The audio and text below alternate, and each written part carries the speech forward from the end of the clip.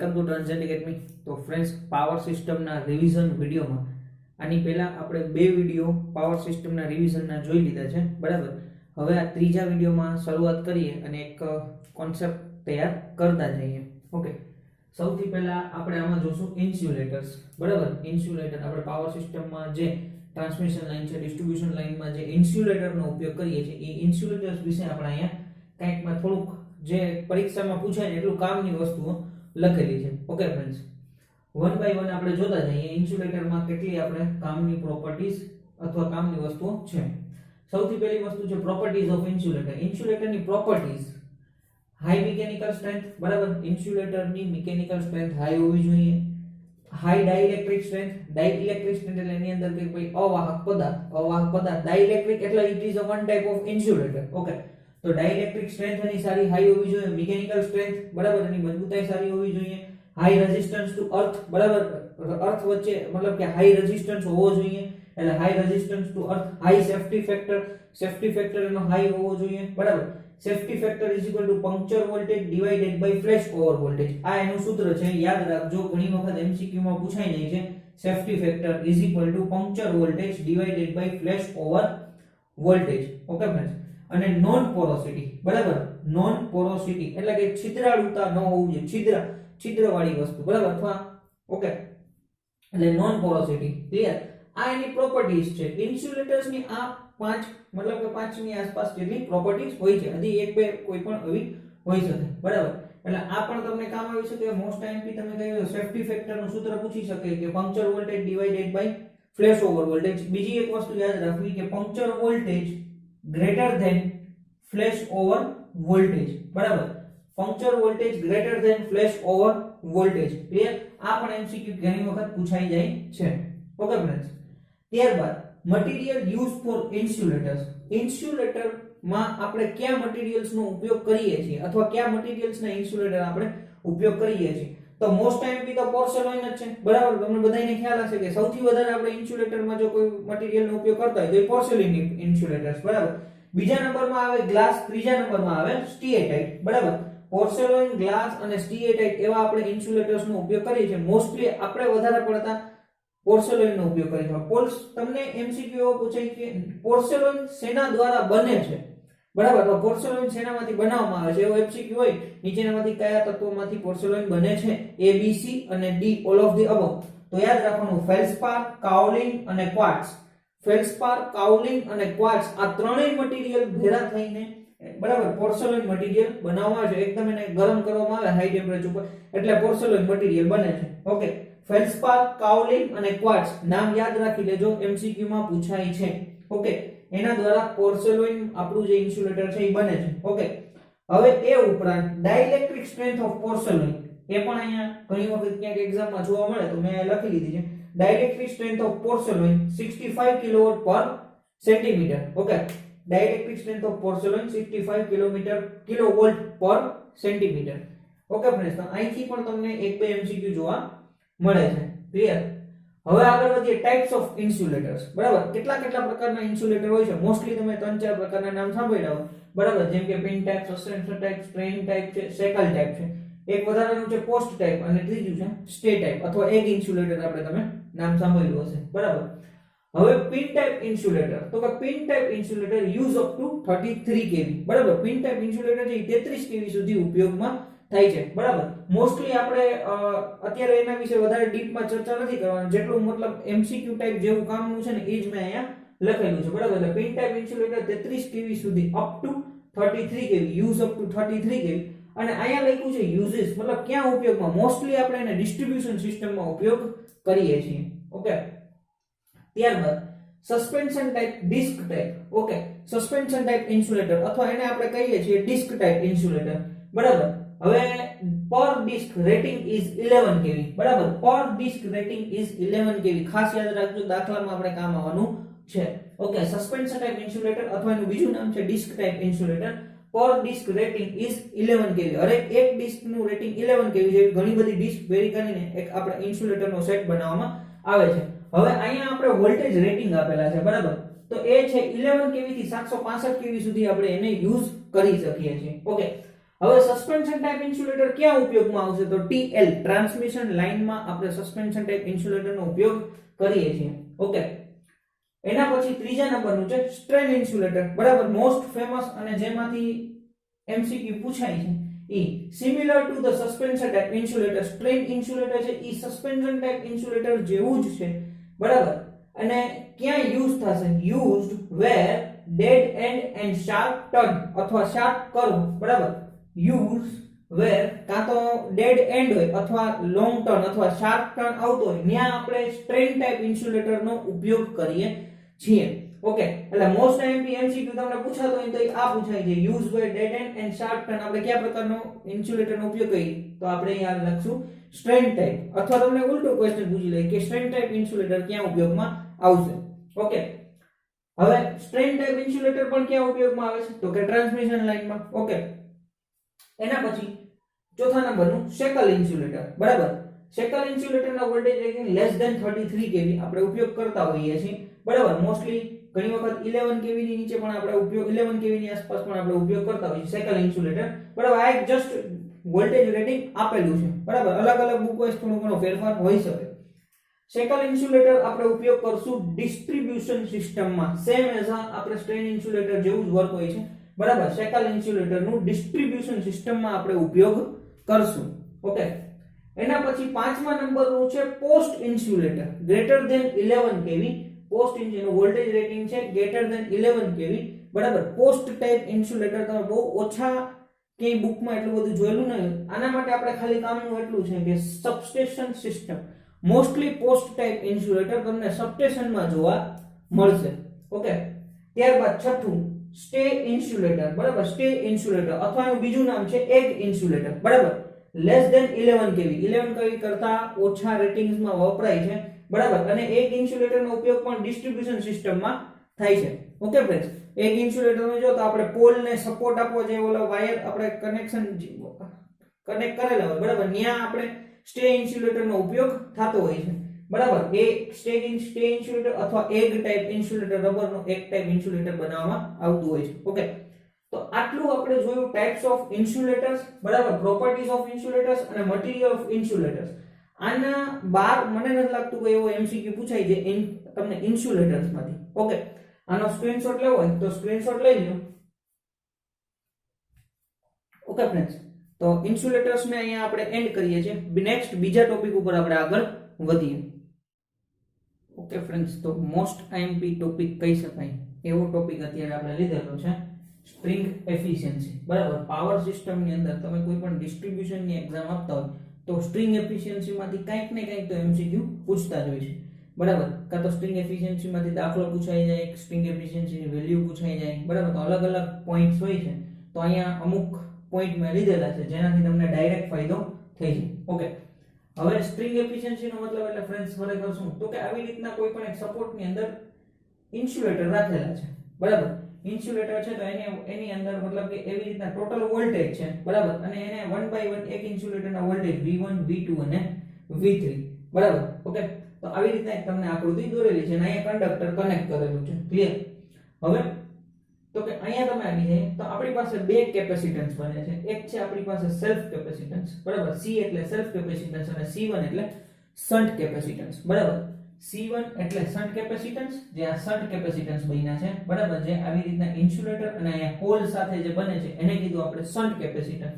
અને આ કેપેસિટન્સ મતલબ કે જે આ ઇન્સ્યુલેટર છે એનું પોતાનું કેપેસિટન્સ. બરાબર, એટલે એને કીધું સેલ્ફ કેપેસિટન્સ. ઓકે, જે કેપેસિટર આપણે કેપેસિટર અહીંયા એવી રીતના જેવી રીતના ઇન્સ્યુલેટર છે એને રિમૂવ કરીને અહીંયા કેપેસિટર મતલબ કે કેપેસિટન્સ બનાવ્યું. બરાબર, એને કીધું આપણે સેલ્ફ કેપેસિટન્સ. ઓકે, તો હવે સ્ટ્રિંગ એફિશિયન્સી આપણે ફાઇન્ડ કરવાની છે. તો સ્ટ્રિંગ એફિશિયન્સીનું સૂત્ર. બરાબર, હવે તમે અહીંયા જુઓ છો તો કે આની એક્રોસના વોલ્ટેજ V1, આની એક્રોસના વોલ્ટેજ V2 ને આની એક્રોસના વોલ્ટેજ V3. તો સેમ ટુ સેમ એ જ અહીંયા દોરેલું છે. બરાબર, V1 V2 અને V3. ઓકે, ટોટલ વોલ્ટેજ કેટલા થશે તો કે V. બરાબર, આ ત્રણે ત્રણનો સરવાળો V V1 V2 V3. Okay friends, હવે અહીંયા લાઈન કંડક્ટર છે. ક્લિયર? સ્ટ્રિંગ એફિશિયન્સી નું આપણે સૂત્ર જોઈએ. સ્ટ્રિંગ એફિશિયન્સી એટલે voltage across string divided by n into voltage nearest to the conductor. આ સ્ટ્રિંગ એફિશિયન્સી નું સૂત્ર થયું. હવે n એટલે શું થશે n is equal to number of insulator બરાબર, number of insulator. Clear friends? હવે n is equal to number of insulator, તો સ્ટ્રિંગ એફિશિયન્સી નું જો આપણે સૂત્ર લખવું હોય તો efficiency is equal to string efficiency is equal to v1 plus v2 plus v3 divided by n into voltage nearest to the conductor. nearest ના conductor ના વોલ્ટેજ તો અહીંયા શું છે? v1 છે. ઓકે, તો આપણે લખ્યું v1. ક્લિયર? તો આ આપણું સ્ટ્રિંગ એફિશિયન્સી નું સૂત્ર થયું. અથવા તમે આવું સૂત્ર પણ લખી શકો, efficiency is equal to v total voltage v into n into v1. Clear? આવી રીતના પણ છે, એફિશિયન્સી તો v divided by n into v1. એ રીતના પણ લખી શકો, આ પણ યાદ રાખી શકો, આ પણ યાદ રાખી શકો, કોઈ પણ રીતે તમે યાદ રાખી શકો છો. બરાબર? હવે જોવાની વાત એ છે, અમુક બુકમાં અહીંયા v3 લીધેલા હોય, બરાબર, v3 પછી અહીંયા v2 ને અહીંયા v1, બુક વાઇઝ અલગ અલગ લીધેલું હોય છે, એટલું તમારે ખાસ ધ્યાન રાખવાનું છે. હવે k is equal to c1 divided by c. Okay, અથવા c1 is equal to kc. યાદ રાખજો, આ બે સૂત્ર ઘણી વખત એક્ઝામમાં પૂછાય છે, અથવા સિમ્પલ નાનકડો દાખલો તમને પૂછી લેતા હોય છે. બરાબર? c1 is equal to kc અથવા k is equal to c1 divided by c. બરાબર? c1 એટલે શન્ટ કેપેસિટન્સ અને c is a self capacitance. Okay, એટલે આ સૂત્ર પણ ખાસ કામનું છે. બરાબર? હવે અહીંયા એક મોસ્ટ આઈએમપી બીજું એક સ્ટેટમેન્ટ લખેલું છે, string efficiency less than 1. String efficiency always less than unity. બરાબર? ઓલવેઝ યુનિટી કરતા ઓછું હશે સ્ટ્રિંગ એફિશિયન્સી, એટલે સ્ટ્રિંગ એફિશિયન્સી લેસ ધેન 1. આ પણ એમસીક્યુ ખાસ કામનો છે. બરાબર? એ ઉપરાંત તમે અહીંયા વોલ્ટેજ ડ્રોપ જુઓ ને, બરાબર, વોલ્ટેજ ડ્રોપ તો કે v1 greater than v2 greater than v3. સૌથી વધારે વોલ્ટેજ ડ્રોપ ક્યાં થશે? તો કે v1, જે કંડક્ટરની નજીકનો જે ડિસ્ક છે, બરાબર, એમાં સૌથી વધારે વોલ્ટેજ ડ્રોપ થશે, એટલે v1 greater than v2 greater than v3. Charging કરંટની વાત કરીએ તો સેમ ટુ સેમ એ જ રીતના i1 greater than i2 greater than i3. બરાબર? અહીંયા ચાર્જિંગ કરંટની વાત કરી, i1 greater than i2 greater than i3. Okay, અને અહીંયા v1 greater than v2 greater than v3. સૌથી વધારે વોલ્ટેજ તમને વોલ્ટેજ ડ્રોપ ક્યાં જોવા મળશે? તો કે પહેલી જે ડિસ્ક, જે કંડક્ટરની સૌથી નજીકની ડિસ્ક છે એમાં. ઓકે, આ પણ ઘણી વખત પૂછાઈ જાય છે. Clear? String efficiency less than unity. Okay, હવે method to improve string efficiency. String એફિશિયન્સીને વધારવાના મેથડ. ઓકે, તો યાદ રાખજો, આ પણ ખાસ મોસ્ટ ટાઈમ એમસીક્યુ છે. યુઝ લોંગર ક્રોસમ, લાંબા ક્રોસમનો ઉપયોગ કરો.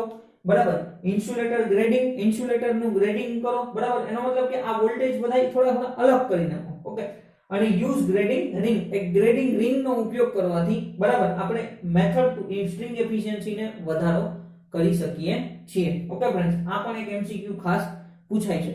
હવે એનથી પણ most MCQ in DC system string efficiency આવી જ રીતના ખાલી લખું છું, string efficiency is equal to 100%. Okay, string efficiency 100%. યાદ રાખજો, ડીસી માં સ્ટ્રિંગ એફિશિયન્સી 100% મળશે.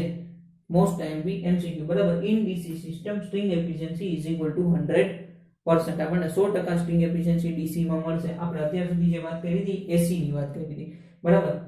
Method to improve string efficiency, use longer crossarm, insulator grading અને યુઝ ગ્રેડિંગ રિંગ. આ એક એમસીક્યુ ખાસ પૂછાય છે. ક્લિયર? આટલી બધી વાત આપણે સ્ટ્રિંગ એફિશિયન્સી ની જોઈ લીધી. ક્લિયર? એનથી પણ હવે એક most IMP point, number of disc. ઘણી વખત તમને એવું પૂછે કે 440 કિલોવોટ ની ટ્રાન્સમિશન લાઈન છે તો એમાં કેટલા નંબર ઓફ ડિસ્ક જોશે, અથવા 220 કેવી ની ટ્રાન્સમિશન લાઈન છે તો કેટલા નંબર ઓફ ડિસ્ક જોશે. બરાબર? 66 કેવી ની ટ્રાન્સમિશન લાઈન હોય તો કેટલા નંબર ઓફ ડિસ્ક જોશે. ક્લિયર? તો એક વસ્તુ જુઓ, તો કે અહીંયા આપણે છે નંબર ઓફ ડિસ્ક નું એક સૂત્ર આપેલું છે, વોલ્ટેજ ડિવાઇડેડ બાય √3 into 11. બરાબર? વોલ્ટેજ ડિવાઇડેડ બાય √3 into 11 એટલે VL ડિવાઇડેડ બાય √3. બરાબર? Voltage divided by √3 into 11. Okay friends, હવે સપોઝ કે માનો કે 440 કેવી ની ટ્રાન્સમિશન લાઈન છે, 440 કેવી ટ્રાન્સમિશન લાઈન છે, તો એમાં કેટલી ડિસ્ક જોશે? તો 440 ડિવાઇડેડ બાય √3 into 11. એટલે સૂત્ર આપણે કેલ્સી માં જોઈ લઈએ. બરાબર? 440 ભાગ્યા કૌંસમાં √3 એને ગુણ્યા 11. ઓકે, એટલે થશે 23.09. બરાબર?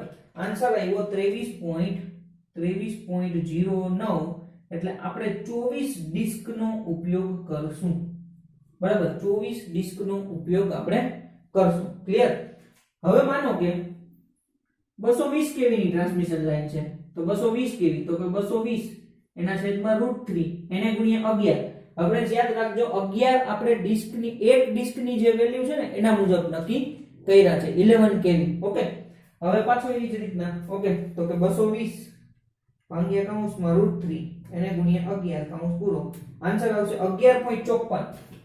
11.54 બરાબર એટલે આપણે કહી શકાય કે 12 ડિસ્ક 12 ડિસ્કનો આપણે ઉપયોગ કરીશું ઓકે નંબર ઓફ ડિસ્ક તમને ક્વેશ્ચનમાં પૂછાય તો તમે V વોલ્ટેજ ડિવાઇડેડ બાય √3 11 કરો એટલે તમને આન્સર મળી જશે બરાબર મોસ્ટ આઈએમપી ઘણી વખત એક્ઝામમાં પૂછાય છે ઓકે નંબર ઓફ ડિસ્ક તો આવી રીતના 440 kV ને 220 kV હવે તમે મને કમેન્ટમાં લખીને કહો કે 66 kV ની ટ્રાન્સમિશન લાઈન હોય 66 kV ની ટ્રાન્સમિશન લાઈન હોય તો કેટલા ઇન્સ્યુલેટરનો ઉપયોગ મતલબ કેટલા નંબર ઓફ ડિસ્ક ઇન્સ્યુલેટરની જરૂર પડશે તમારે કમેન્ટમાં લખવાનો છે ઓકે ફ્રેન્ડ્સ ખાસ યાદ રાખવાનું છે ઓકે એક પાછું રિવિઝન લઈ લઈએ એટલે તમને ખાસ ફટાફટ યાદ આવી જાય બરાબર જો સપોર્ટ્સ ની આપણે અહીંયા વાત કરી બરાબર સીધું આપણે સ્ટ્રિંગ એફિશિયન્સી નું સૂત્ર જોઈએ string efficiency voltage across string divided by n into voltage nearest to the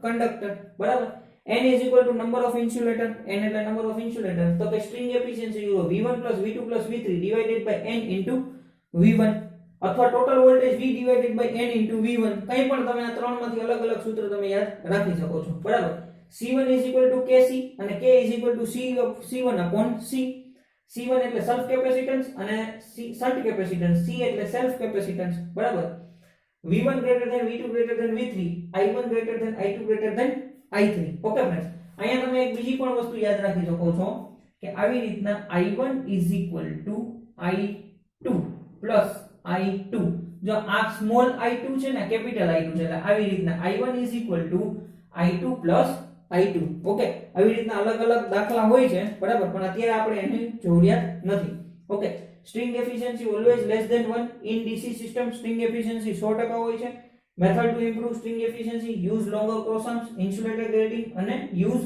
grading ring okay friends screenshot લેવો હોય તો સ્ક્રીનશોટ લઈ લો ઓકે નેક્સ્ટ હવે આપણે બીજા ટોપિક ઉપર આગળ વધીએ ઓકે ફ્રેન્ડ્સ તો એના પછી મોસ્ટ આઈએમપી બીજો ટોપિક સેગ વિશે આપણે માહિતી મેળવીએ ઓકે ફ્રેન્ડ્સ હવે સેગ માં પણ જેટલું કામનું છે એ બધું અહીંયા બોર્ડ ઉપર લખી દીધું છે બરાબર હવે તમે ખાલી અહીંયા જુઓ તો કે સેગ કોને કહેવાય છે ઓકે તો કે સૌથી પહેલા તો કે પોલના સૌથી ઊંચાના પોઈન્ટ અને નીચેમાં નીચા પોઈન્ટને આપણે સેગ કહીએ છીએ બરાબર અહીંયા સેગ આવી રીતના આપણે લખેલું છે ઓકે હવે તમને ઘણી વખત એમસીક્યુ પૂછવામાં આવે છે કે આ જે શેપ બને છે બરાબર ઈ શેપને શું નામ આપવામાં આવે છે તો યાદ રાખજો એને કહેવાય છે કેટેનરી બરાબર કેટેનરી ફોર્મ અથવા કેટેનરી શેપ કહેવામાં આવે છે બરાબર કેટેનરી શેપ ક્લિયર આ શેપને આપણે કેટેનરી શેપ કહીએ છીએ ઓકે બે પોલ વચ્ચેના લેન્થને સ્પાન કહેવામાં આવે છે બે પોલ વચ્ચેના લેન્થને સ્પાન કહેવામાં આવે છે ઓકે આટલી વસ્તુ તમારે યાદ રાખવાની છે ક્લિયર હવે સૌથી પહેલા તમારે જોવાનું છે ફેક્ટર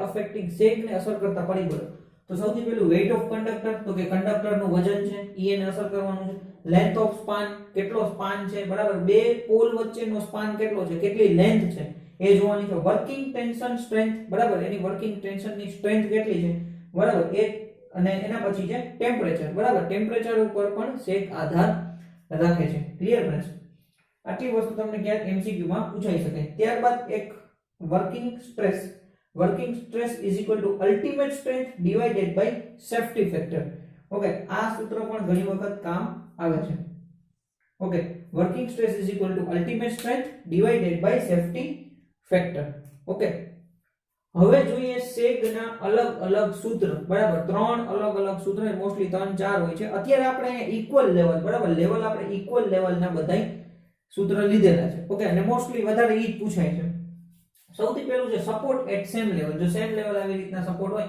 બરાબર તો sec is equal to sec નું સૂત્ર થશે WL2/8t WL2/8t જેમાં L is equal to length of span in meters બરાબર મીટર્સ માં આપણે લેન્થ ઓફ સ્પાન ની લંબાઈ ઓકે W એટલે વેઇટ ઓફ કંડક્ટર કંડક્ટર નો વજન અને T એટલે ટેન્શન ઓકે એ ટેન્શન ન્યૂટન માં પણ હોઈ શકે ઘણી વખત કિલોગ્રામ પર મીટર માં અલગ અલગ તમને દાખલા વાઇઝ આપેલું હોય ઓકે એટલે આટલી વસ્તુ તમારે યાદ રાખવાની છે હવે આ સૂત્ર જોઈને તમને અહીંથી એટલું યાદ આવે છે કે sec directly proportional two L2 okay sec directly proportional two L2 તો એનો મતલબ એવો છે કે દાખલામાં તમને એવું પૂછાય હવે તમને સૂત્ર પૂછવાના બંધ કરી દીધા તમને એવું કહે કે સ્પાનની લંબાઈ ડબલ કરી દેવામાં આવી છે તો sec માં કેટલા ગણો વધારો થાય ઓકે એક પોલ છે મતલબ કે બે પોલ વચ્ચેનો સ્પાન છે એ ડબલ કરી દેવામાં આવ્યો તો sec માં કેટલા ગણો વધારો થાય તો જો એ ડબલ થાય તો sec માં 4 ગણો વધારો થાય જો 4 ગણો વધારો કરો તો sec માં 8 ગણો વધારો થાય ઓકે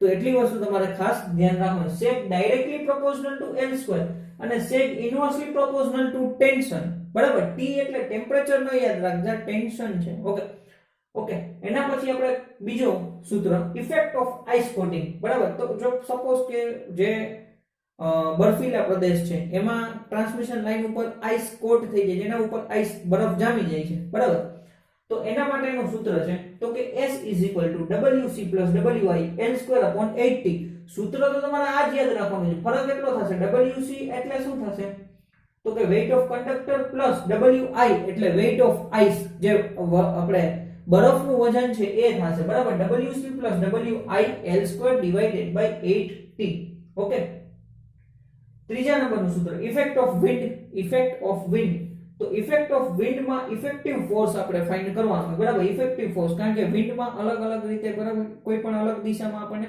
વજન લાગતો હોય મતલબ કે કંડક્ટર ઉપર ફોર્સ લાગતો એવી રીતના કંડક્ટર કોઈ બાજુ આ બાજુ બરાબર કે હવાનો ફોર્સ આ બાજુ હોય તો આ બાજુથી બરાબર ઘણી વખત આ બાજુથી અલગથી ફોર્સ લાગતો હોય તો અલગ અલગ એવી રીતના ઇફેક્ટિવ ફોર્સ અલગ અલગ જગ્યાએથી લાગતા હોય તો એટલે આપણે ઇફેક્ટિવ ફોર્સ જોવાનો હોય ઇફેક્ટિવ ફોર્સ તો કે √WC + WW એટલે વિન્ડનો બરાબર વેઇટ ઓફ વિન્ડ અથવા weight of conductor whole square okay એટલે ફાઇનલ sec નું સૂત્ર થશે WeL2/8t જ્યારે ઇફેક્ટ ઓફ વિન્ડ હોય ત્યારે બરાબર S = WeL2/8t ઓકે અને વર્ટિકલ sec હોય તો d cos θ એનું સૂત્ર થશે ઓકે ફ્રેન્ડ્સ આટલી વસ્તુ તમારે sec માંથી ધ્યાન રાખવાની છે બરાબર હવે ઘણી વખત તમને એવું પૂછે કે ટેમ્પરેચરમાં ફેરફાર થાય તો શું ફેરફાર થાય તો યાદ રાખજો કે જો ટેમ્પરેચરમાં વધારો થાય ઘણી વખત ક્વેશ્ચનમાં પૂછાતો હોય કે ઉનાળાના ટાઈમમાં ટેમ્પરેચરમાં વધારો થશે તો sec માં શું ફેરફાર થશે ટેમ્પરેચરમાં વધારો થયો